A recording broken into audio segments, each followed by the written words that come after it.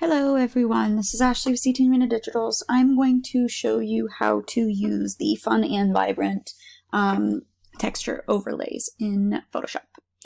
I have my images open already that I want to use, that I'm going to use. The dress, or the ombre effect on the dress, this was the image I started with. This is what I ended with. I have that edit available for free in my Facebook group. I will link that in the description if you want to join to see how that's done. There's no actions, it's just by hand. Okay, so I'm going to go over to my image, select subject, quick selection tool, select subject. And I'm going to zoom in and refine the selection just to make sure that everything that I want selected is selected or close enough. It's harder sometimes on the dark images with the shadows. We can always go back in and paint it on and off too.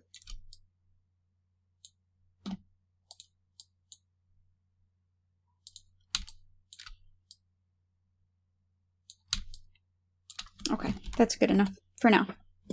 I'm going to duplicate my layer, create a layer mask, press Ctrl or Command I on my keyboard to invert the layer. I'm going to come over to my overlay, select all, copy, and paste over my image.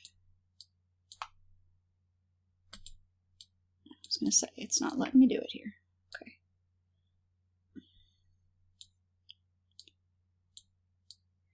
I like to leave a little bit of room around the outside because when I add blur to the background, if you're tight to the image, sometimes it creates like a halo.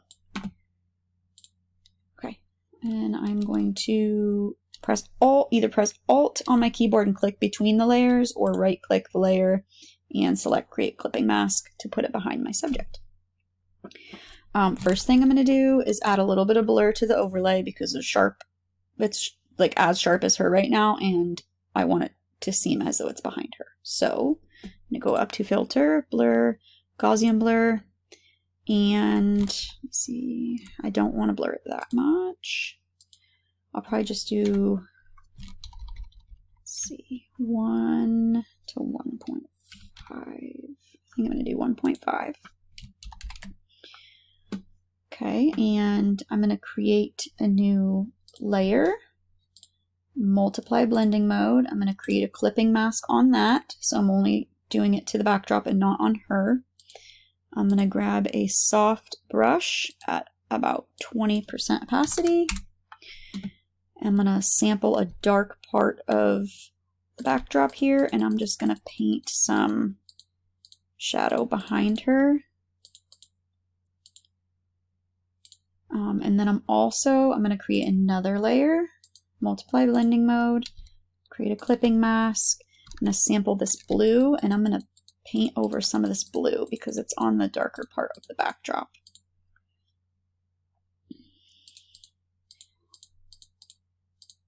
Okay, now I'm going to come down to my overlay layer. I'm going to create a clipping mask, or a mask, I'm sorry.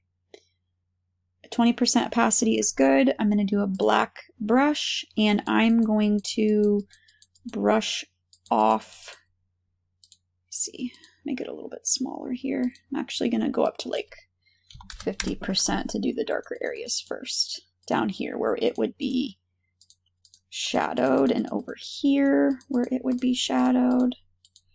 This is a pretty dark image that I started with, so I want it to kind of blend. I'm going to use my white brush, make it smaller, and I'm going to brush it back on over here because this would not be, the light's coming from this way, so it would not be shadowed right there. I'm going to zoom in. I'm going to create another layer, multiply blending mode, make my brush smaller, and I'm going to just brush on a little bit of shadow under part of the dress.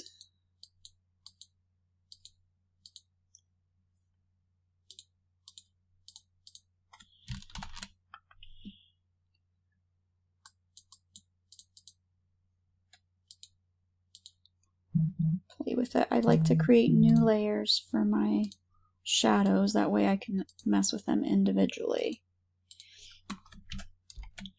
Okay, and now I want the background to be to pop a little bit more. So I'm gonna create another layer above the overlay.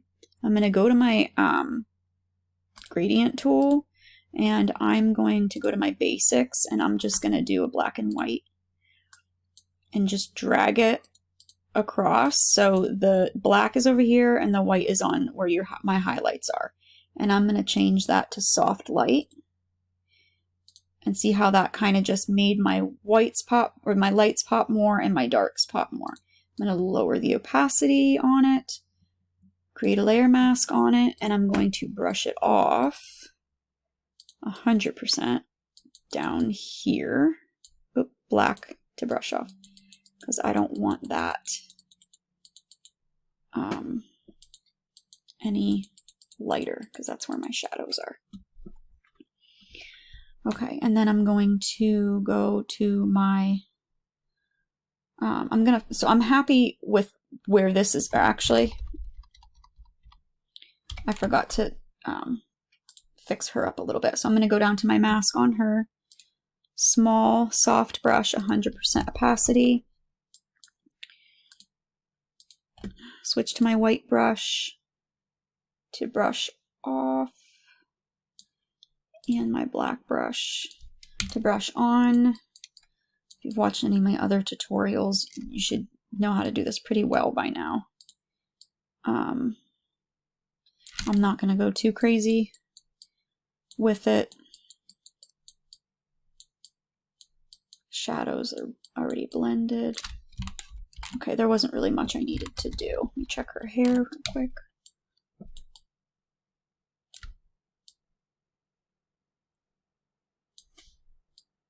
Okay, I'm going to go ahead and flatten my image. I'm going to come over to my blur tool, and I'm just going to go around the very edge of her. See how that just blends, it falls off and blends into the backdrop. Blending the backdrop and blending the edge of your subject is extremely important when doing digitals, and to make them look realistic. Oh, see, there's part of the wrap I should have brushed the color on.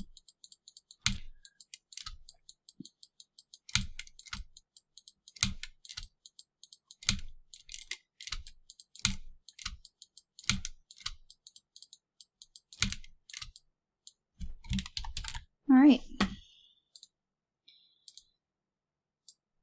Before, after. And my first edit, I already did an edit for this, but in my other one, I also added like fun colored streaks through her hair. So you can do that too. But that's about it for the edit. Like I said, if you want the ombre effect on your wrap, I do have a free tutorial for that in my Facebook group.